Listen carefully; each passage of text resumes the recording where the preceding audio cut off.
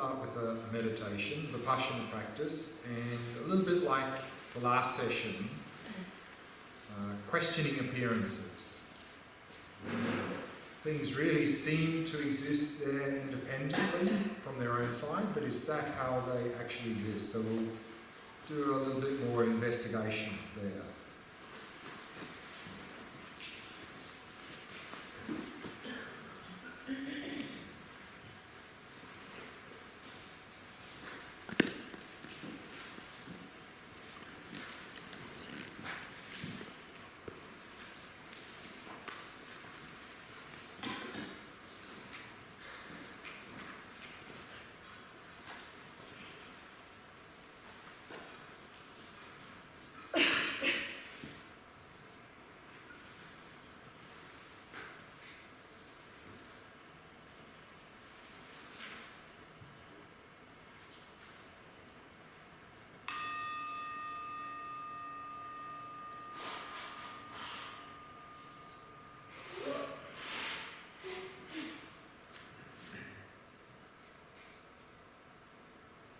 Setting the body into a state of relaxation, stillness, and vigilance.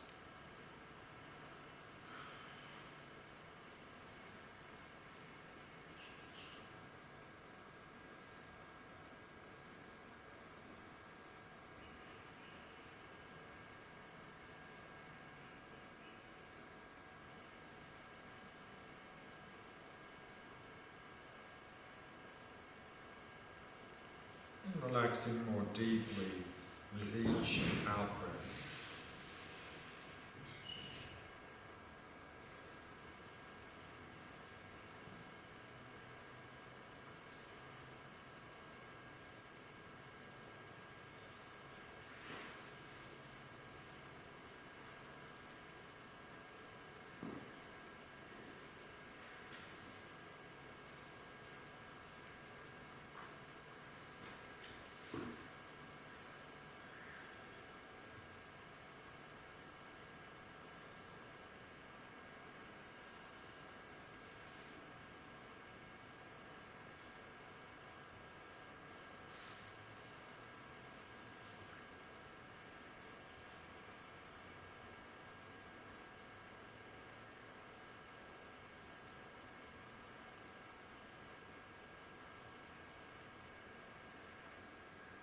Allowing the breathing to flow naturally and effortlessly.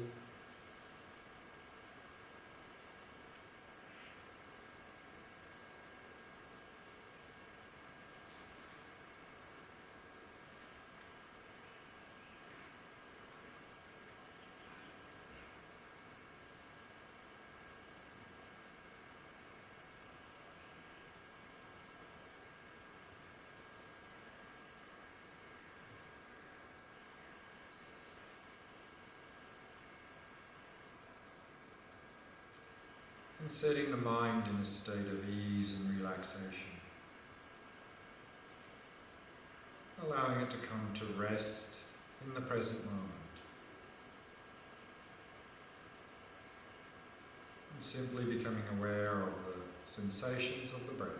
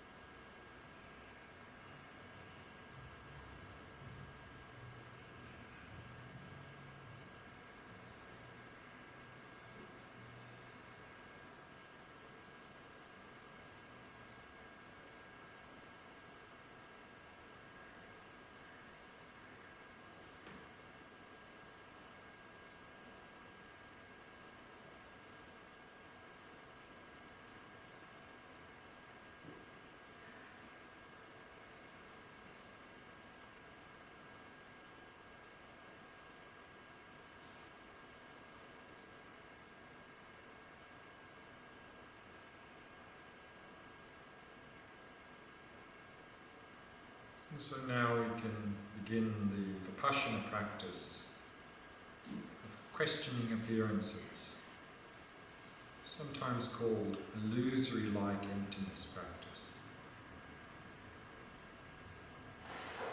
So first, focus on your body. How does your body appear to exist?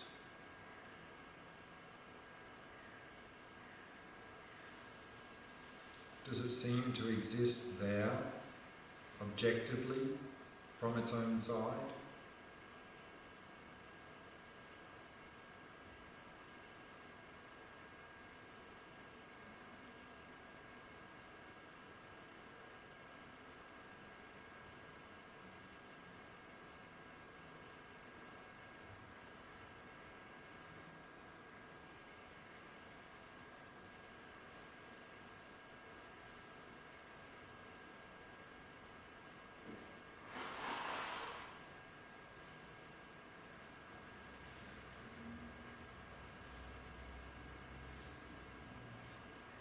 Is that how it actually exists? So look closely.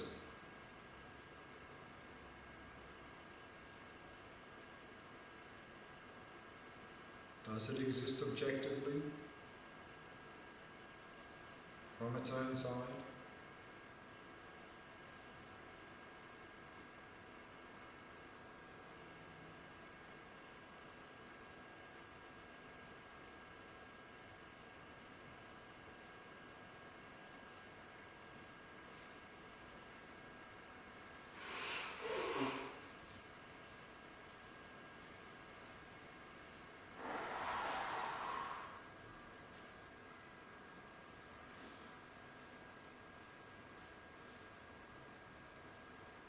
Or is body simply a label applied to a collection of many parts, many things?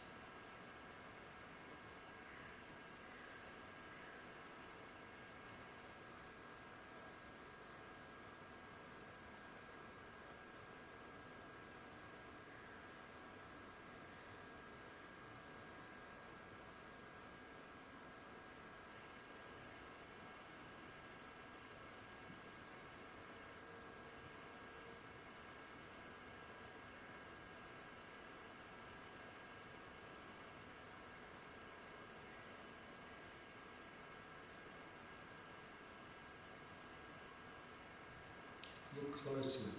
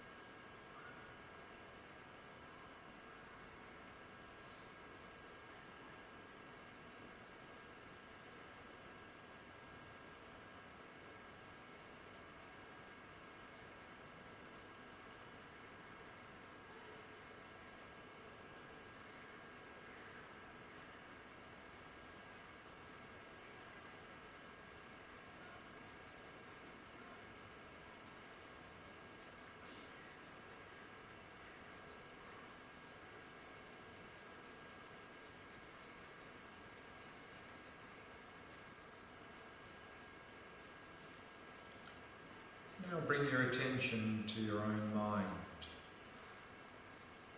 How does the mind appear to exist?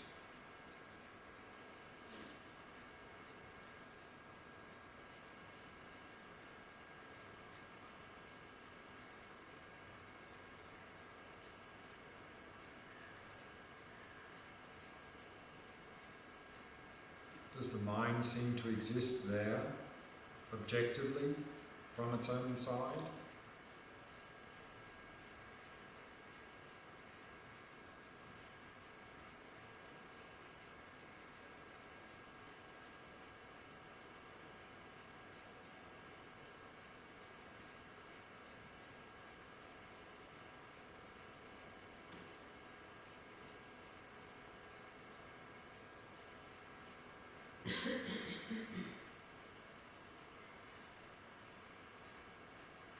Is that how it really exists? Look closely. Does it exist there from its own side, objectively?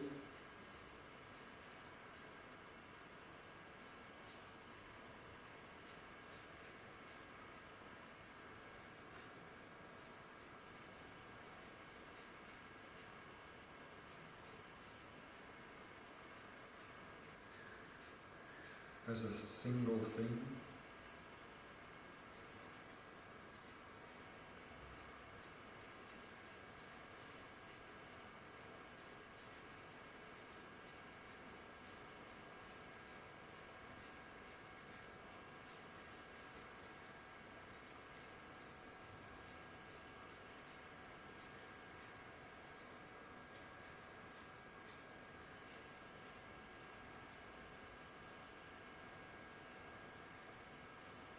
Or is mind simply a label applied to a collection of many moments of experience?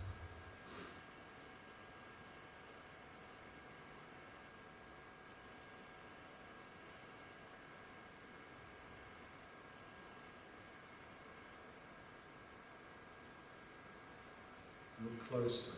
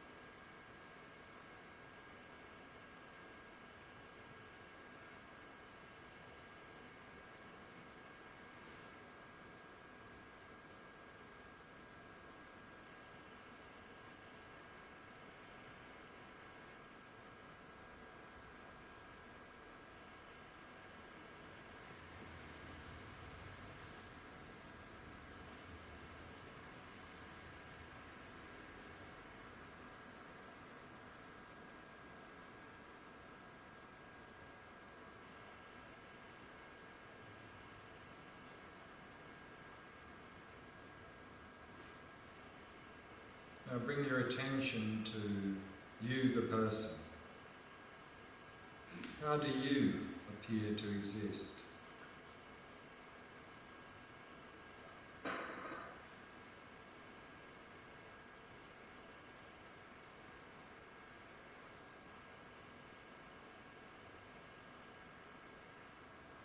Do you appear to exist from your own side, objectively?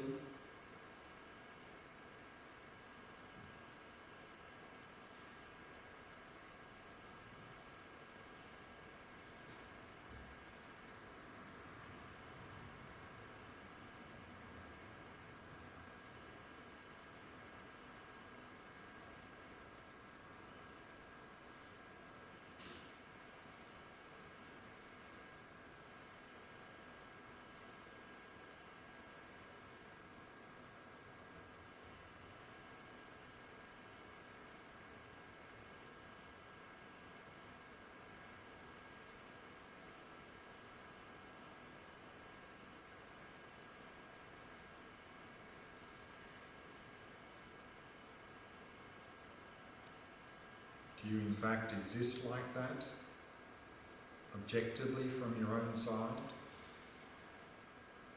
Look closely.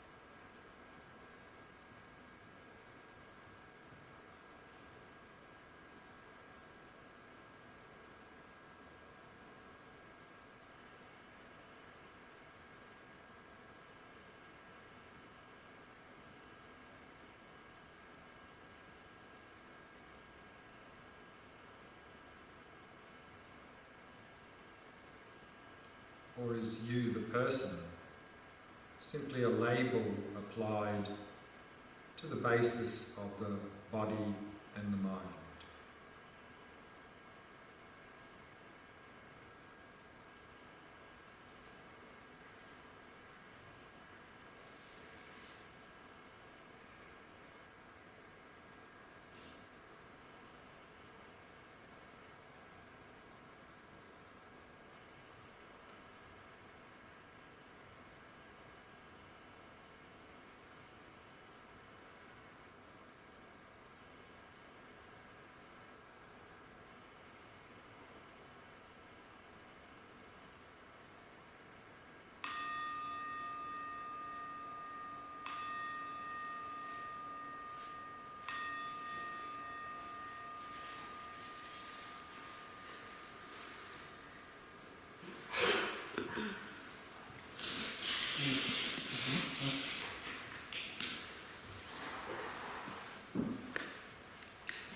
So that practice is, again, often called illusory-like emptiness practice, and that's one of the things that we would be doing in our daily life to support the emptiness practice, is to really start to question appearances. Based, of course, on our sort of understanding and taste of, or experience of emptiness in meditation.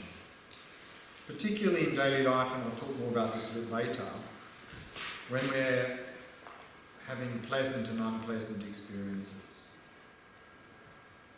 That person or thing that is the basis or the object of our pleasant experience really seems to be attractive or unattractive from its own side. So that's a very good time to do this sort of investigation. Because not only will it help deepen our understanding of emptiness, but it will also help to diffuse any reactions of attachment, aversion, and so forth. But more later. So let's review a few of the points we covered earlier this afternoon. So here we are saying that in the Perfection of Wisdom teachings of the Buddha, that even though there seems to be an independent me, independent world, there's no, if we investigate closely, we'll come to discover there's no independent me, no independent world. That everything is empty of independent existence. That nothing inherently exists, nothing exists from its own side, nothing truly exists. Why? Because everything exists dependently. Everything is a dependent arising. And we saw there what we mean by the fact that things are dependent arising, things exist independently. That everything exists depending on causes and conditions, parts and labeling. Meaning that we are literally creating the world of our experience by drawing lines, creating objects and giving names. And of course we have to do this to be able to make sense or meaning out of what we experience, otherwise we couldn't function. But the problem is, of course, is we don't realise we're doing that. It seems like the world is already divided up into many separate discrete things, and we're just confirming that. So what's happening there is that we are turning the lines that we draw into boundaries. We're seeing the world as full of boundaries. The world is already seems to be made up of many separate discrete things. So what we've done is effectively we have fused the label to the basis. For example, we draw a line around this data here. We create an object and we label pen. We need to do that. But of course, it doesn't seem like that's what's going on. And our language sort of reinforces that because we say, this is a pen. Whereas in fact, what's really going on is we're having a label pen which we're applying to that basis. But by saying this is a pen, we've sort of really fused the label and the basis. So that's our old friend cognitive fusion again, causing problems. And so therefore, by saying like that, it really seems like there's a pen there from its own side. And one of the problems with that, of course, is that the basis, of course, is constantly changing. But our label pen is quite static. So if we fuse it to the basis, suddenly that basis seems quite static because it's a pen. So that also reinforces then grasping onto things as existing from their own side, but also grasping onto them, they're not really changing that much. Why is that a problem? Why is it a problem to see the world as already divided up into many separate discrete things? That's what we're going to look at now. And to look at that, we have a diagram here. The suffering and its causes chart. So let's have a look at that.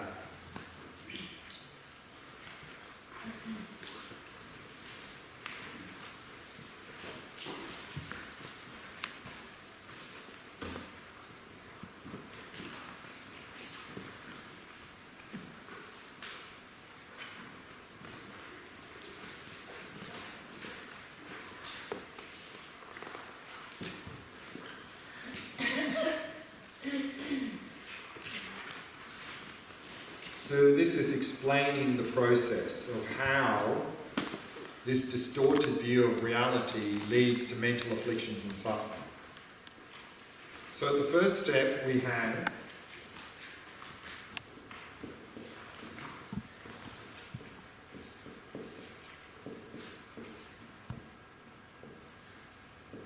what's called seed of ignorance. So ignorance in general, of course, is just a deluded state of mind that is confused about something. But here, we're talking about a very specific ignorance. We're talking about an ignorance that's confused about the nature of reality. An ignorance that misunderstands how things exist, that grasps onto things existing independently. And seed here means habit. So we have a habit of grasping onto everything existing independently. And according to Buddhism, we've had that since we were born and well before. And then, of course, every time we look out in the world, everything appears to exist completely independent of us. So we're having what's called dualistic appearance. It appears to be subject-object duality. Me, world. And this view of emptiness is, of course, saying that this is not how things exist. So this is called mistaken dualistic appearance.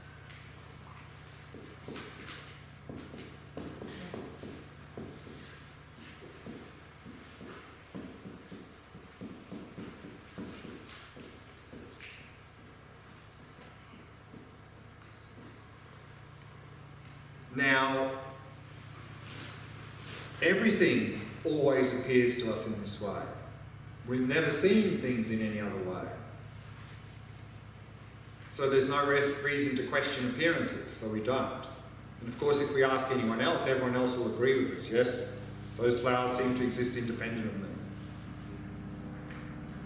So because things are appearing in that way, always, and we have the habit of grasping to that, we never question appearances, we just grasp. And this is not intellectual, it's just instinctive. So that leads us to step 2.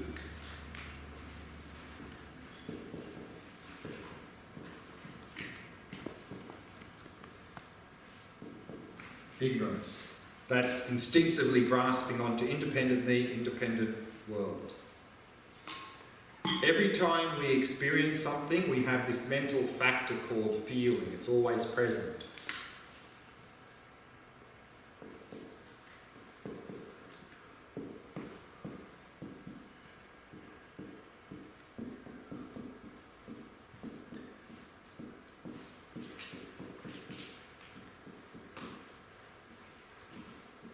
And so remember, feeling, which is translation of the Sanskrit word Vedana, is simply a mental factor that experiences things as either pleasant, unpleasant, or neutral. So again, let's say we're looking at these flowers. These flowers appear to exist completely independent of us. We have the habit of believing that. We just accept. Again, it's not intellectual, it's instinctive. So instinctively, we're grasping onto those flowers existing there. And let's say when we see those flowers, we have a pleasant experience, pleasant feeling. That pleasant feeling, together with grasping on to them as existing independent of us, will naturally lead us to assume there must be some attractive quality there that's causing my pleasant experience. So we'll see these as inherently attractive or attractive from their own side. And of course, this view of emptiness is saying this is a misconception.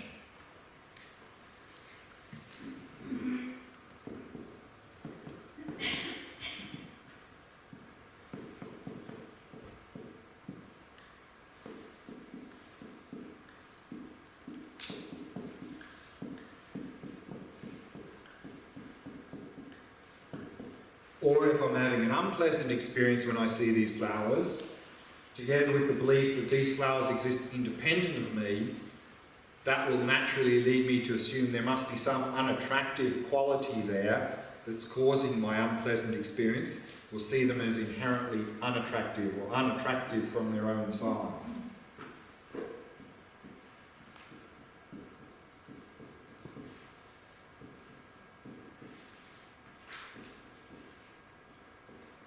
Or if I'm having a neutral experience, which means just neither pleasant nor unpleasant, that will lead me to assume there must be some inherently neutral quality there.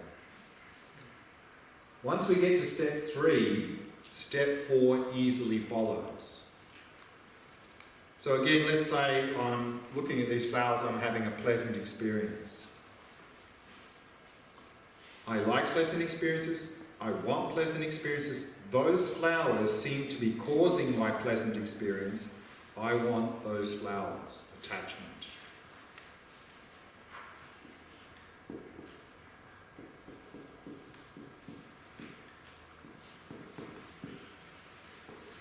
Or if I'm having an unpleasant experience when I'm looking at those flowers, I don't like unpleasant experiences, I don't want unpleasant experiences. Those flowers seem to be causing my unpleasant experience. Get them out of here. Aversion.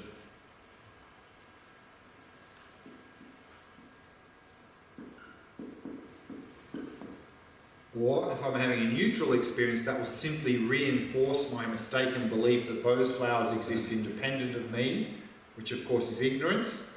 But often here, instead of the word ignorance, we often see the word confusion.